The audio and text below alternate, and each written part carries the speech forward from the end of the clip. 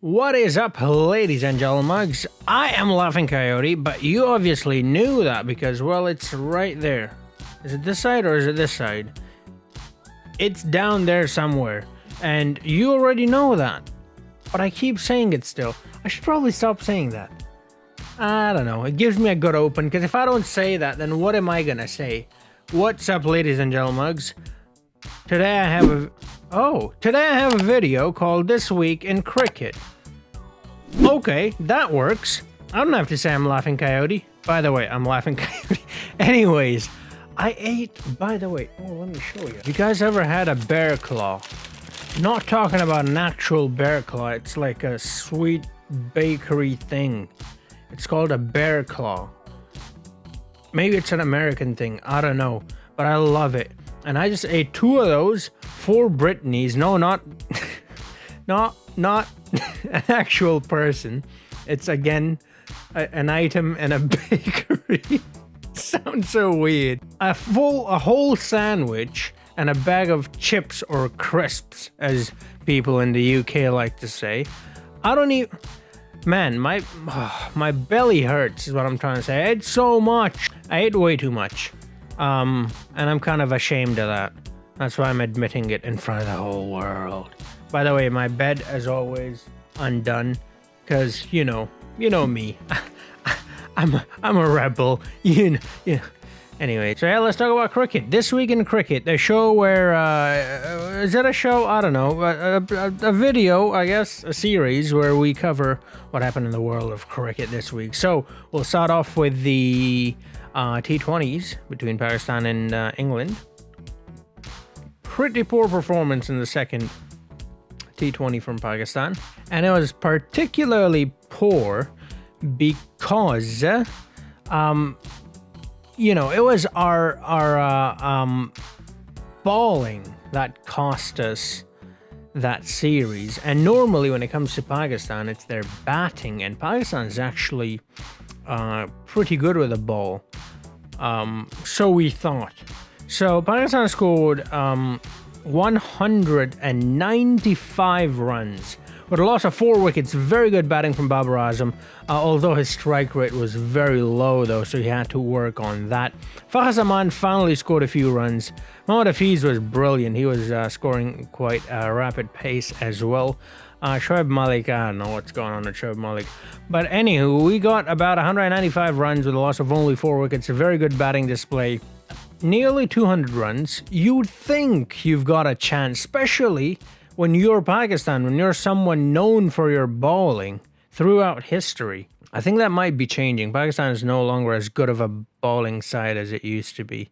I don't know. We do like to think of the old days as, the glory days, but let's be honest, other than 1992 for Pakistan, what did Pakistan achieve?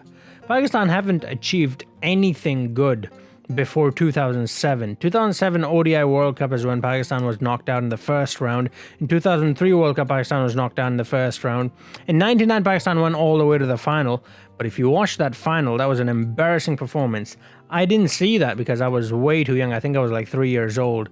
But I've heard it from my brother and my uncles and them. It was an embarrassing performance to the point where to this day my uncle thinks Wasim Akram fixed that game. Wasim Akram was the captain at the time.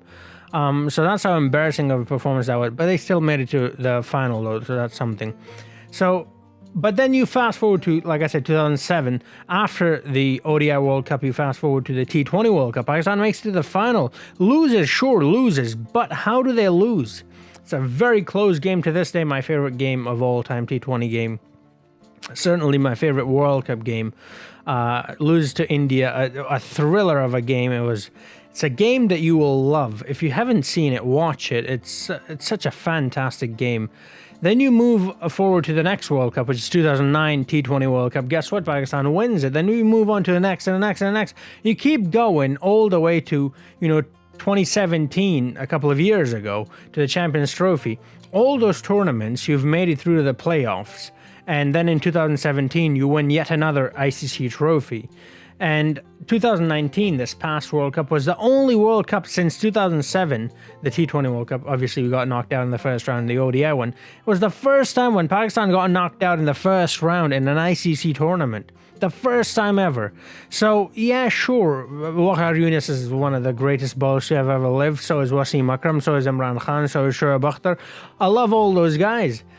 But we've got to give these current players a little bit of respect because they have earned more trophies than all of those players combined.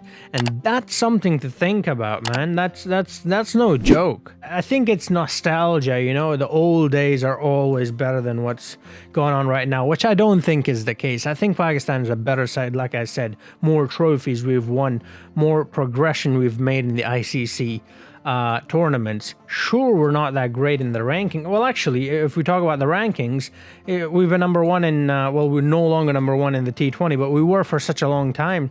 There was this record of winning like 19 series or something in our own T20s. In Test, Misbah Haq made us the number one side in the world. So we've achieved so much. So we should give these current boys some credit because they have, like I said, they've achieved more than those legends that we speak about, you know, the greats. And they are the greats, you know, all my life. I've replicated bowling of Wahab Riaz in particular. Wahab Riaz is my all-time favorite bowler. So yeah, Shoaib Akhtar, that's another bowler that I try to bowl like. So yeah, Muhammad Asif, Umar Gul. I mean, there are so many bowlers from Pakistan, amazing bowlers. But yeah, it's a bit weird, you know, 195 runs and they just chased it down. It was all thanks to the one and only, the greatest of all time. There is only one and only, Mr. Eoin Morgan, 66 of 33 deliveries. 200 strike rate he batted with. You got to give credit to Johnny Bairstow as well. He scored 44 of 24. That's again very impressive. He got 44 runs. That's quite a lot of runs, and he only took 24 deliveries. Dawid Malan was pretty good as well. 54 runs, not out, and he took 36 deliveries. So that was very quick innings as well. Obviously not as quick as Eoin Morgan and Bairstow. Banton only managed 20 runs in that one. But yeah, with the help of those three, Eoin Morgan, Malan, and Bairstow. I think his name is Dawid Malan, right? Because it's definitely not David, because there is no V in there. It's a W, so I'm thinking that's Dawid instead of David. And then Malan, it could be Mullen or Milan, I don't know. But I think it's Malan, I'm not entirely sure. Shaheen, our number one bowler at the moment, was crap. He gave up nearly 14 runs and over. That is very poor. Mohammad Amir, another bowler that, as a bowler, I respect a lot. As a person, I don't respect him. But as a bowler, I respect him a lot. I think he is our best bowler. 12 and a half and over.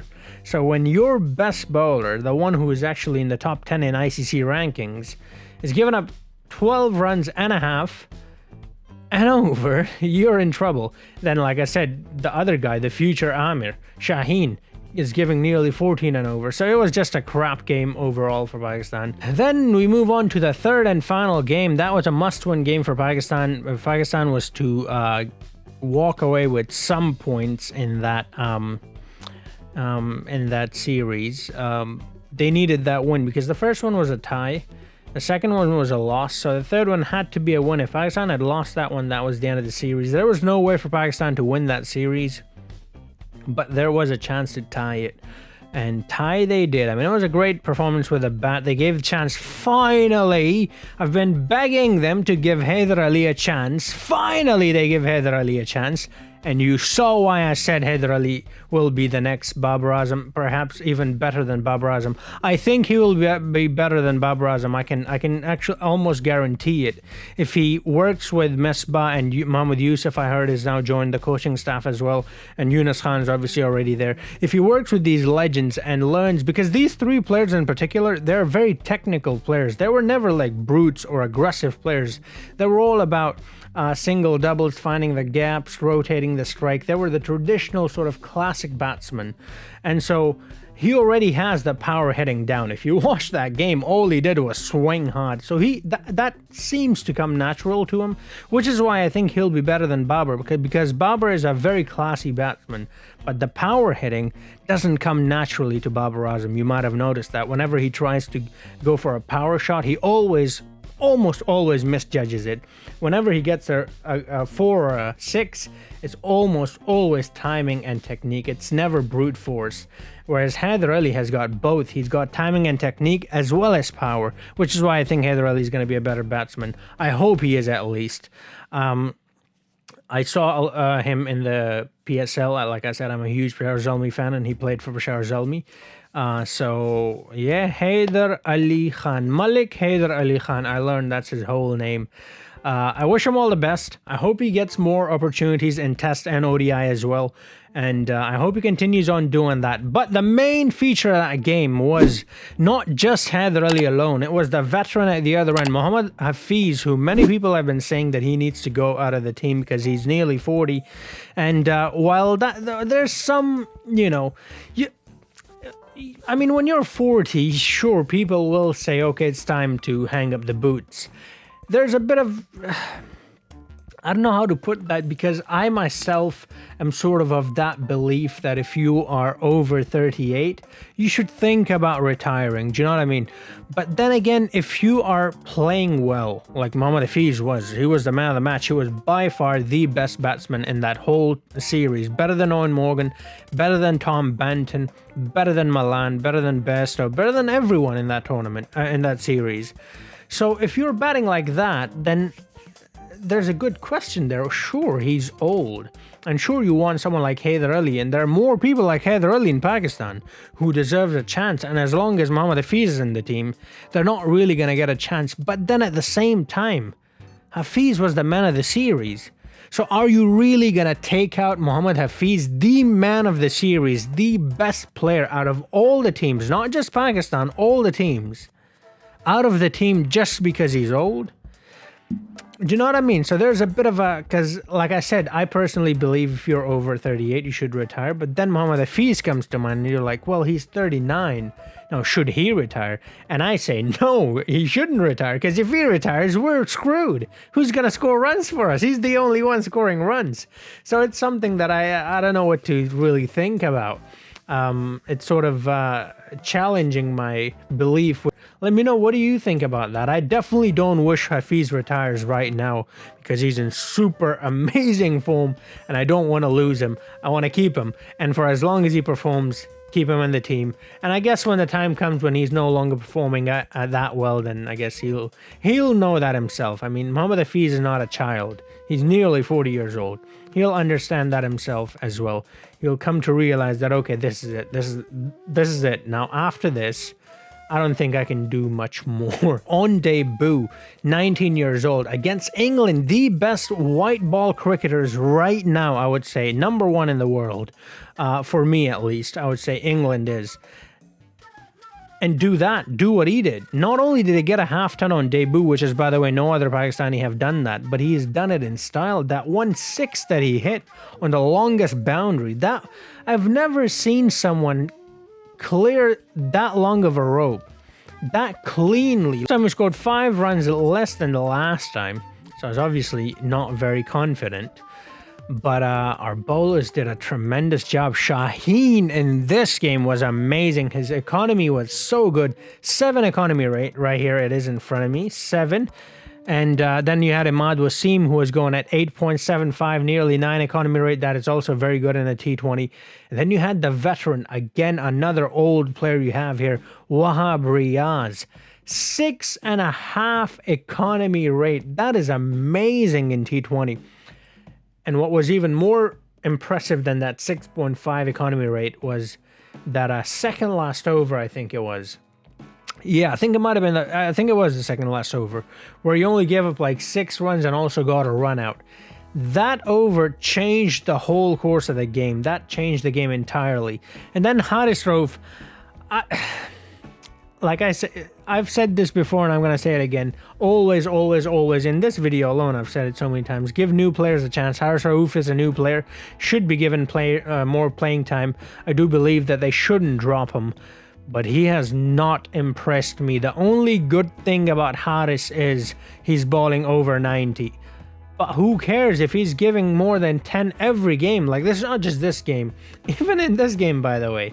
He got hit for that 6 when there were 2 deliveries left and 12 runs.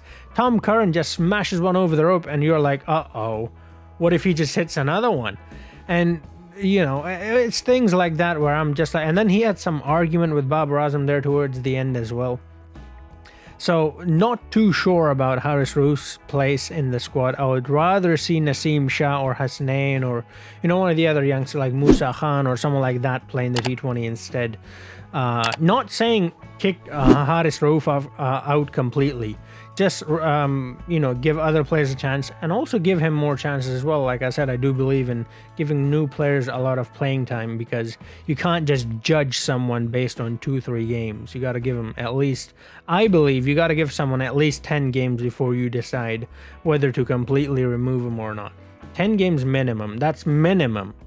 I think you should give them more than 10, but at least they should play 10 games before you decide that that's it, they're not worth it.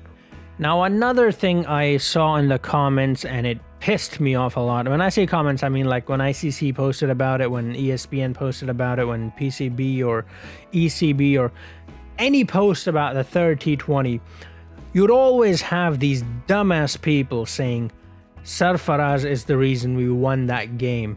No, please stop. You are the dumbest person I've ever come across. Sarfaraz is the reason we nearly lost the game.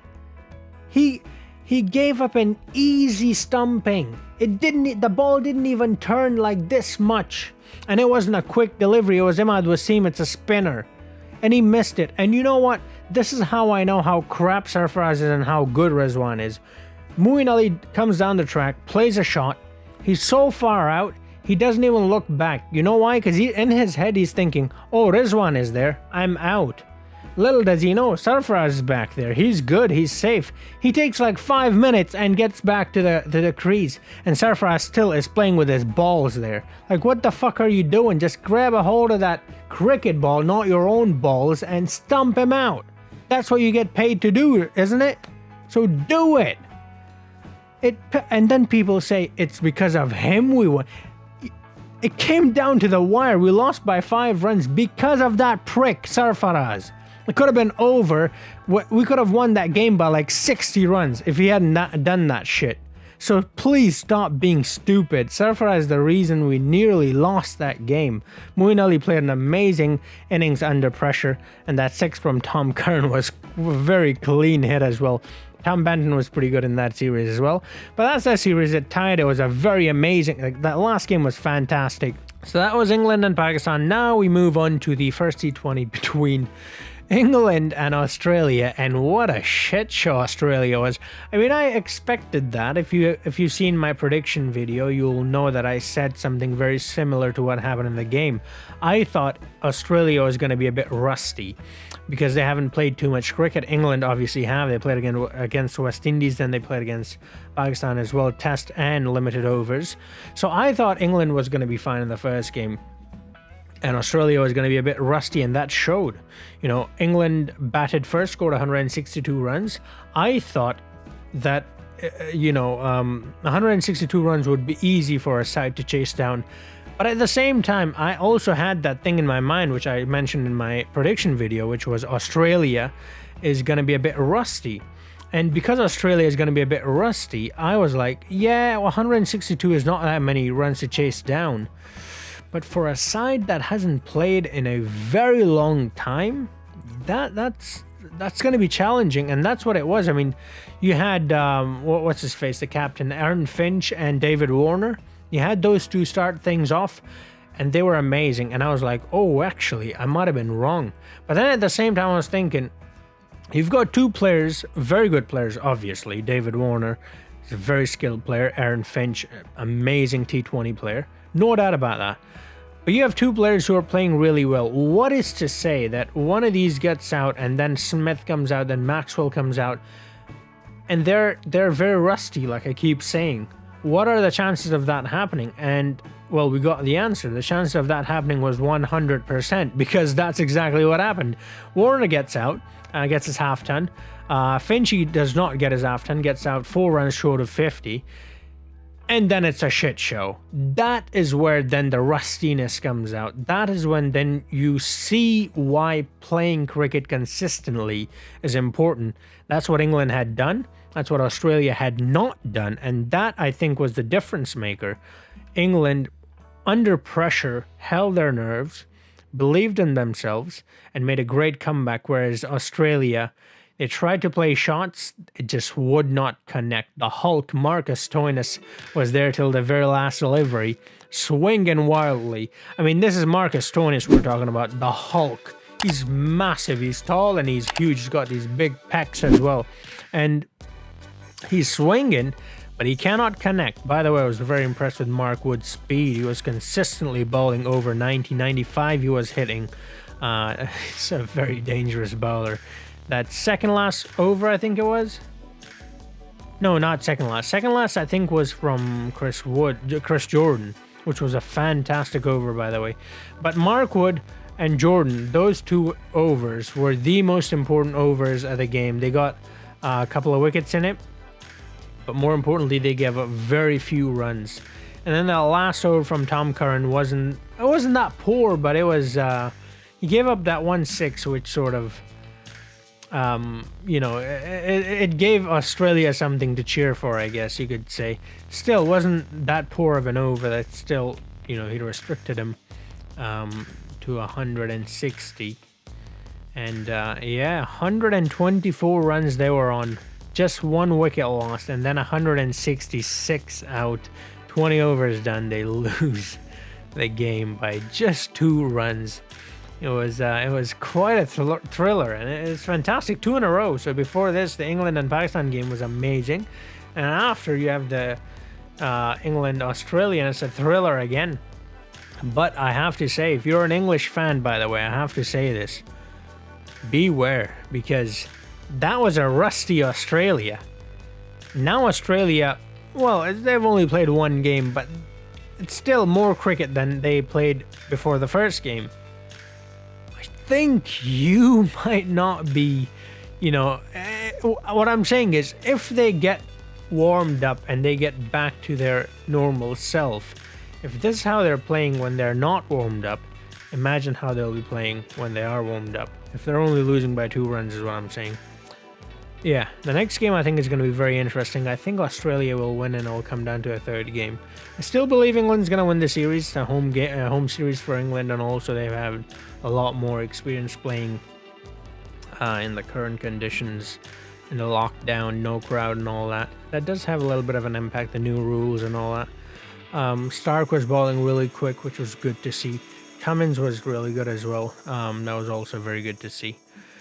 But yeah, overall, just a good week. There's a lot of cricket to come. I didn't even realize we already have the CPL and the Vitality T20 Blast. We're going to have the IPL in a couple of weeks.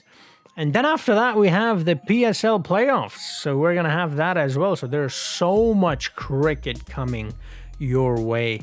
It's going to be amazing. I'm going to try to make as many videos as possible on all of those. Obviously, I'm not going to be able to do everything. But yeah, that was that. That's everything in cricket.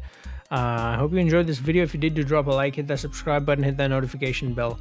And do let me know, what do you think? What did you think about the second T20 and then the third T20 between England and Pakistan, and then the first T20 between England and Australia? Tomorrow is the second T20. So I'm interested to see how that one's going to go down. I think Australia is going to win that one. But yeah, I hope you enjoyed this video. If you did, do drop a like, hit that subscribe button, hit that notification bell. And yeah, do consider becoming a channel member if you haven't already. And thank you to everyone who has become a channel member so far. Thanks for watching, and I hope I'll see you guys in the next video. Until then, have a nice.